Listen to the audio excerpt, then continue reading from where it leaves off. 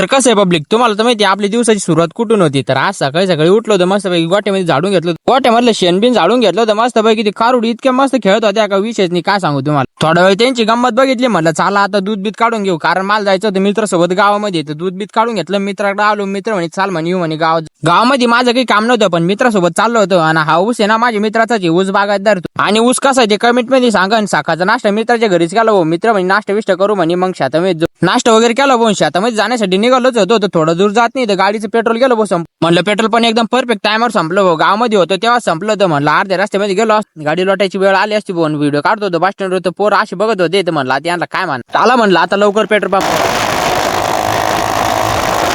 गाडीला ॲक्सिलेटर दिल्यावर असा आवाज येतो. सगळे लोक गाडीकडेच बघा द्या. मग आलो पेट्रोल पंपावर, तर तिथं लय गर्दी होती. म्हणलं आता थोडं वेळ थांबावंच लागेल इथं. पेट्रोल टाकल्यानंतर मित्रांनो मला घरी आणून सोडलं. घरी आलो मस्तपैकी आंघोळ केली, कारण एका ठिकाणी जायचं होतं मला. तिथं होता म्हसोबाचा कार्यक्रम, तिथं रोडगे होते मस्तपैकी, त्याला दाल बाटी पण म्हणतात. माझ्याकडे गाडी नव्हती म्हणून मित्राचीच गाडी घेतली. म्हणलं चला आता लवकर. तिथे गेलो मस्तपैकी जेवण केलं. तिथं काही व्हिडिओ काढला नाही. म्हणलं चुपचाप जेवण करून घेऊन घरी येऊन घरी आलो. शेतातला आपला युनिफॉर्म घालून घेतला, कारण मला करायचं बैलांना चारा पाणी. मग गायला त्यांना गिनीगोट टाकून दिलं आणि बकऱ्यांना काही सोडलेलं नव्हतं चारण्यासाठी. म्हणलं त्यांना आता तुरीचं भूस टाकून. म्हणलं आता मित्राची गाडी आणलेली तेवढी त्याला देऊन देऊ. मग तिची गाडी देऊन दिली त्याला. म्हणलं मला घरी नेऊन सोड. मग त्यानं घरी आणून सोडलं आणि व्हिडिओ शेवटलो पाहिल्याचे. व्हिडिओ आवडला असेल तर लाईक आणि फॉलो करून घ्या.